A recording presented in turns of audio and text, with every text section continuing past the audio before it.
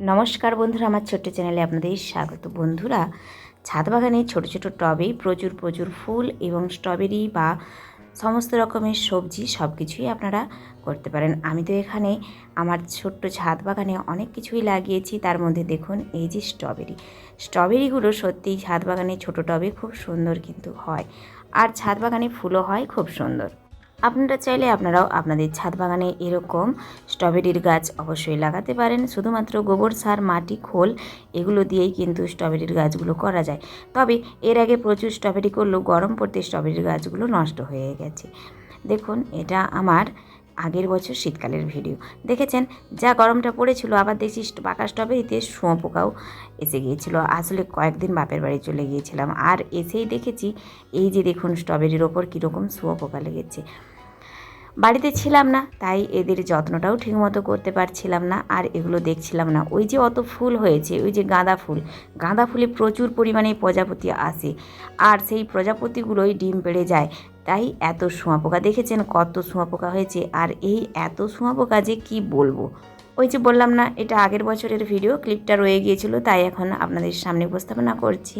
তবে এবছর আমি কিন্তু খুব সাবধান। এবছর যে স্ট্রবেরিগুলো করব, একটুও ইঁদুর শুঁয়োপোকা এদের কাউকে খেতে দেবো না, কারণ আগের বছর সমস্ত স্ট্রবেরিগুলোই আমার ইঁদুর শুঁয়োপোকা এরাই খেয়ে চলে গিয়েছে। এবছর স্ট্রবেরিগুলো আমি অনেক লাগাবো, এটা আশা রেখেছি। আর স্ট্রবেরিগুলো আমি সময়েও হারভেস্ট করব, বা গাছগুলোরও আমি একটু যত্ন করব। প্রথম বছর বুঝতে পারছিলাম না ঠিক কিভাবে করতে হয় গাছগুলো, কি পরিচর্যা। এক বছর যখন করেছি, তখন এই বছর আমি আশা করছি খুব ভালো স্ট্রবেরি গাছ করতে পারবো, বা স্ট্রবেরি হারভেস্টও করতে পারবো এখান থেকে। একটু গরম পড়তেই গাছগুলো যেভাবে নষ্ট হয়ে যায়, এটাও আমার জানা ছিল না। কারণ গরমে বা রোদটা একটু স্ট্রবেরি গাছ সহ্য করতে পারে না। স্ট্রবেরি গাছগুলোকে রোদ হলেই ছায়া রেখে দিতে হবে, অর্থাৎ কোনো ছায়াযুক্ত স্থানে নিয়ে আসতে হবে। দেখুন, ছাদ বাগানে বস্তাতে আমি কিন্তু টমেটোও করেছিলাম, আর ওদিকটায় পিটুনিয়া থেকে গাঁদা, চন্দ্রমল্লিকা, নয়নতারা, হাইব্রিড নয়নতারা প্রচুর প্রচুর ফুল হয়েছিল। আর মাত্র একটাই খাবারে আমি কিন্তু এত সুন্দর সুন্দর ফুল করেছি, যেটা দেখেছেন এই যে সবজির পচা তরল সার। গামলার মধ্যে যত সবজি সেগুলো ফেলে রাখি, আর দিয়ে রাখি জল। ওটা একটু দুর্গন্ধ অবশ্যই ছাড়ে, তবে ওতেই কিন্তু কাজ হয় প্রচুর। দেখেছেন কি সুন্দর ফুলগুলো ফুটেছিল। এত সুন্দর ফুল পাওয়ার জন্য একটু দুর্গন্ধ সহ্য করাই যায়, কি বলুন।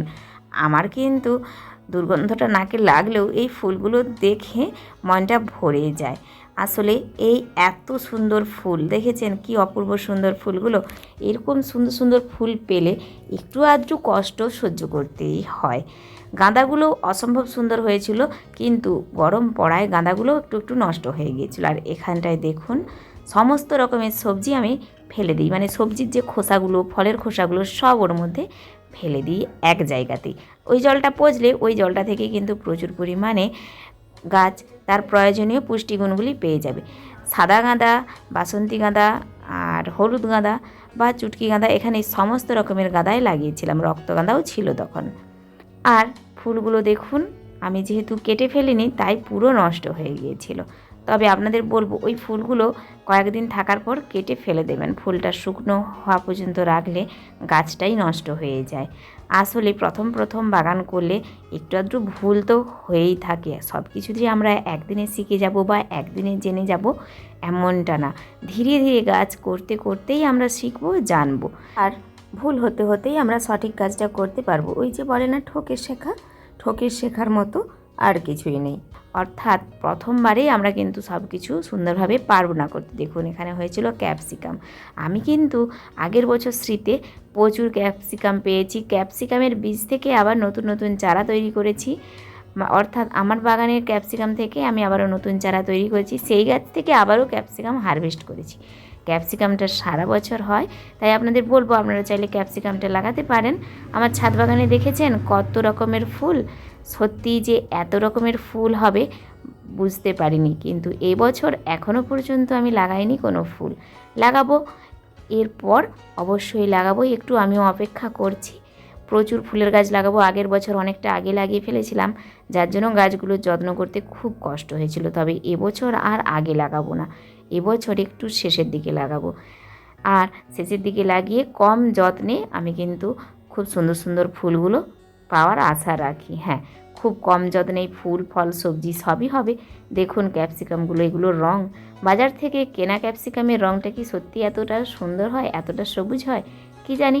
আমার তো ঠিক মনে হয় যে না, আমি ছাদ বাগানে যেটা একদম টাটকা তরতাজা শাকসবজি বা ফুল করতে পারি, বাজারে কেনা সবজিগুলো কখনোই অতটা সুন্দর নয়। তাই আপনাদের বলবো আপনারা ছাদ বাগানে অবশ্যই গাছ লাগান, কারণ ছাদ বাগানে এই জায়গাটা নষ্ট না করে যদি অল্প স্বল্প কিছু গাছ লাগান, সেখানে তো হবে, টুকটাক জিনিস আপনাকে ঠিক দিয়েই যাবে, কখনো নিরাশ করবে না।